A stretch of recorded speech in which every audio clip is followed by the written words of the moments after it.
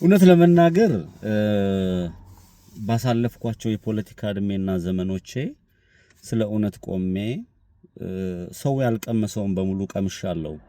ሞት ምንድነው ብትሉኝ እኔ አውቃለሁ። ድህነት ምንድነው ብትሉኝ እኔ አውቃለሁ። ችግር ምንድነው ብትሉኝ እኔ አውቃለሁ። መራብ መጠማት ምንድነው እኔ አውቃለሁ። ተዘቅዝቆ መገረፍ እኔ አውቃለሁ። በሰው ልጅ ሊፈጸም የማይገቡ ነገሮች በሙሉ እስር ቤት ገብቼ በውሃ ውስጥ ተዘፍዝፌ አድሬያለሁ። በጣም ብዙ ዋጋ ከፍያለሁ። እያንዳንዱን ነገር ጠንቅቄ አውቃለሁ። እግዚአብሔር ከሞት ወደ ህይወት አምጥቶኛል፣ እዚያ አድርሶኛል። አሁን 40 ዓመት ሊሞላኝ ነው። በ40 ዓመቴ የታዘብኳቸውና ያየኋቸው ነገሮች አሉ። የሰው ልጅ አመለካከት በእውቀትና በሐሳብ ወይም ደግሞ ረጋ ብሎ በመነጋገር ይለወጣል እንጂ የሰው ልጆች ሐሳብን በመጮህ በመሳደብ በመዝለፍ ይለወጣል ብዬ አላስብም። የተሻለ ሐሳብ ካለኝ የተሻለ ሐሳቤን ዘርዘር አድርጌ አቅቤ እንደዚህ ብናረገው የሚል ነው እንጂ እኔ ከዚህ በኋላ ከማንንም ጋር ልቤን ሳወልቅ ማንንም ስዳረቅ ማንንም ጋር እላፊ ስናገር አሉልም።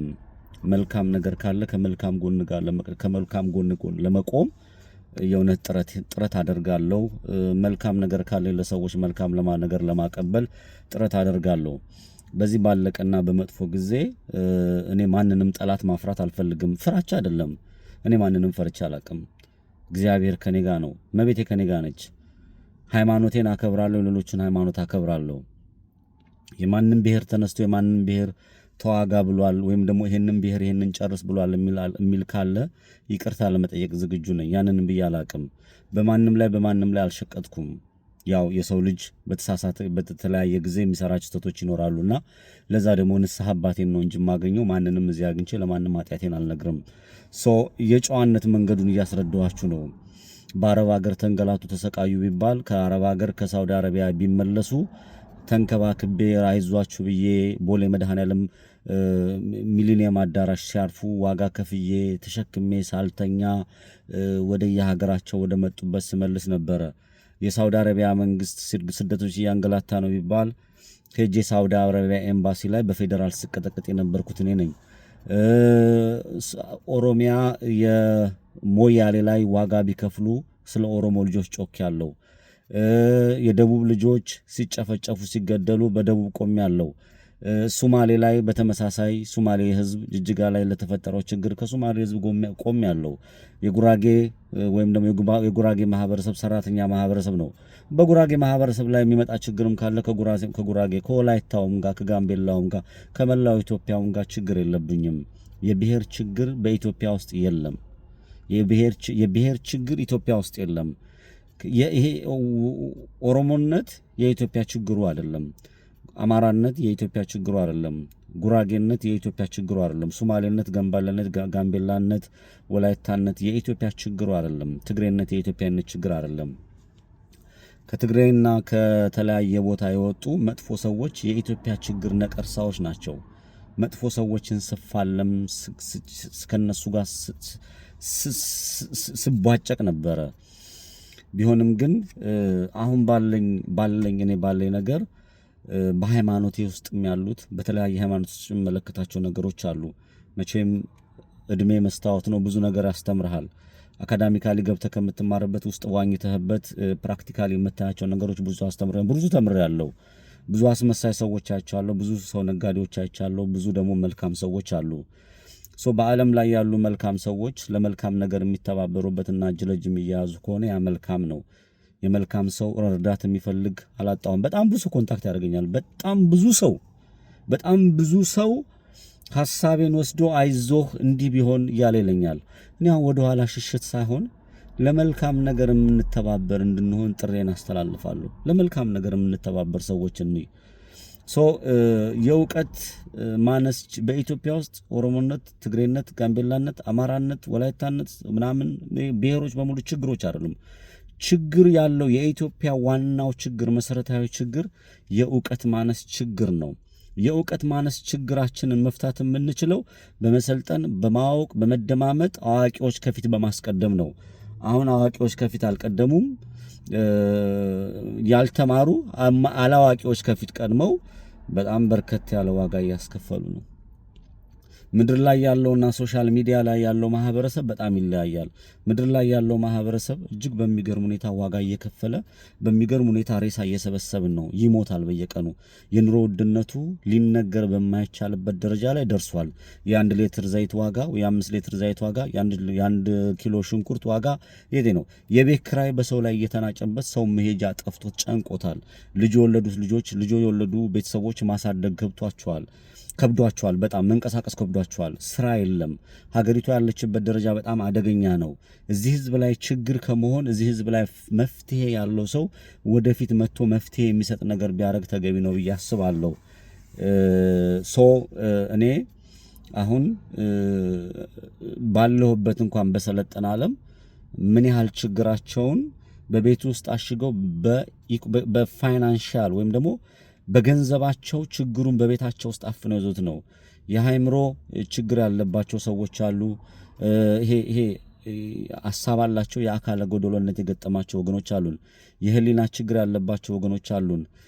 ጾታዊ ችግር ያለባቸው ወገኖች አሉን። ወንጀለኝነት ተንሰራፍቷል። የኢትዮጵያ መከራ ብዙ ነው። ጠቅሰን አይተን ማንጨርሰው ብዙ ችግሮች አሉብን። እንደው ይሄን መልእክቴን ለሁሉም አድርሱልኝ። ለመልካም ነገር የተባበርን እንሁን።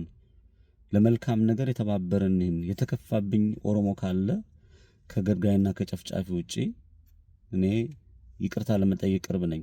የተከፋብኝ አማራ ካለ እኔ ራሴ አማራ ነኝ። ከጨፍጫፊና ከጥቅመኛ ራሱን ለወገኖቹን በመሽት ከሚተባበር ውጪ ይቅርታ ለመጠየቅ ቅርብ ነኝ። የተገፋብኝ የትግራይ ተወላጅ ካለ ከትግራይ ውስጥ የሚወጡ ሀገር ገንጣይ ሀገር አጥፊ ሴረኞች ውጪ የትግራይ ተወላጅ ሆኖ የተከፋ ካለ ይቅርታ ለመጠየቅ ነው። በሁሉም ክልል ልክ እንደዚሁ በሶማሌም በጋምቤላም በአፋርም እነዚህ ይቅርታ ለመጠየቅ ዝግጁ ነኝ። ከዛ ውጪ በጣም በሚገርም ሁኔታ ሀገራችን ሰው ያስፈልጋታል። የተማረ ዶክተር፣ ፕሮፌሰር፣ አዋቂዎች በዓለም ላይ ተንሰራፍተው ኑሯቸውን የሚኖሩ በፕሮፌሰር ደረጃ በማስተርስ ደረጃ በዲግሪ ደረጃ የተማረ የሰው ኃይል አላት። ፍትህ መፍትሄ የሚያመጡ የሰለጠነ ሀገር መስራት የሚችሉ ሀገራችሁ ጥሪ ታስተላልፋለች። ምሁራኖች ወደፊት እንድመጡ ትፈልጋላችሁ። አንዲት ህፃን ልጅ ወይም ደግሞ ሰዎች እየታፈኑ እየተገደሉ የሬሳ ምርት በዛች ሀገር ውስጥ የተንሰራፋ የሃይማኖት አባቶች ዝምታ፣ የምሁራን ዝምታ፣ በስልጣን ላይ ያለው መንግስት ብልግና ንጹሃን እያፈነ ወደ እስር ቤት መክተት፣ አዋቂዎችን መጨፍጨፍ፣ አዋቂዎችን መግደል፣ ፖለቲካችን ንጹሃንን አዋቂዎችን መፍትሄ የሚያወጡትን የሚበላ የአውሬ ፖለቲካ ነው ያለን። ጥሩ የተባረኩ ሰዎች የሚቆይበት ፖለቲካ የለንም። በምን ሰዓት ማን እንደሚያጠፋቸው አይታወቅም። መንጋነት የበዛበት ፖለቲካ ነው ያለን። አስተዋዮች አዋቂዎች ወደፊትን የሚያመጣ ፖለቲካ የለንም። ብልጣብል ጨፍጫፊ ወይ ደግሞ ይሄ የፖለቲካ ስንቅ የሌላቸውን ወደፊት አምጥቶ ሲስተሙ አቢዩዝድ ሆናል። ሲስተሙ አቢዩዝድ የሆነበት ፖለቲካ ነው ያለን።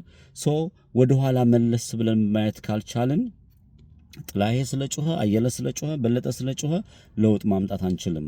በማንኪያ ከባህር ውስጥ ውሃ እንደሚቀዳ ሰው አሁን ያሉት ከፊት ለፊት የፖለቲካውን ሂደት እያጦዙ ያሉ ሰዎች ያቺን በማንኪያ ቀድተው ይዘው በዛች የሚረኩ ናቸው። በራሳቸው በትንሽ ጥቅም ራሳቸውን አሳልፈው የሚሸጡ ስለሆኑ በዛ ደረጃ የሀገሬ ችግር ይፈታል ብዬ አላስብም። የኢትዮጵያ የሚያዋጣት አንድነቷ ነው። በሁሉም አቅጣጫ በተለይ እኔ አማራ ነኝ ብዬ ስነሳ የአማራ ሕዝብ ላይ የመጣበት መከራ የተደቀነበት ችግር የሚሆነው እየሆነ ያለው በኢትዮጵያ ኦርቶዶክስ ቤተክርስቲያን ላይ አማራ በማንነቱ እየሆነ ያለው ትክክል ስላልሆነ ነው። በአማራ ሕዝብ ልሸቅጥበት አልመጣሁም። ለአማራ ሕዝብ ከሚሞተው ጎን ነኝ ብዬ ነው የመጣሁት። ከኢትዮጵያ ኦርቶዶክስ ቤተክርስቲያን ከምታቃጥሏት ጎን ነኝ ብዬ ነው የመጣሁት። ብዙ ሴራ፣ ክፋት፣ ተንኮሎች በኢትዮጵያ ውስጥ እየተካሄዱ ነው ያሉት። እኔ አሁን እድሜም እየገፋ ነው እንግዲህ 40 ዓመት ገና ልጅ እንትን ነው ግን መብሰያይ ነው። የበሰሉ ሐሳቦች ካልሆነ በየቤቱም ገብቼ ልቤን ማውልቅበት ምጮህበት የለም። እኔም የራሴ የሆነ ኃላፊነት አለብኝ። ለብዙ ሰዎች መድረስ አለብኝ። የራስንም ህይወት መምራት መቻል አለብኝ። ጊዜን የማቃጥልበት ነገር ምጮህበት ነገር የለም። አስታራቂ መሃል ቋሚ አንተምተው ከማለት ውጪ የሆነ ድርቅ ብዬ የሚይዘው ነገር የለም። ነገሮችን እንደማንኛውም ሰው እንደማንኛውም ዜጋ እመለከታለሁ። ይሄ ግን እንዲህ ነው ብዬ የሆነ ከሰዎች ጋር የምፋለጥበት ምንም አይነት ነገር የለም። ይሄንን ሊቀበል የሚችል ከጎን የሚሆን ህዝብ ስለሌለ እውነትን ግን ይዤ እቀጥላለሁ። 40 ዓመት ሞልቶኛል። ቴንክ ዩ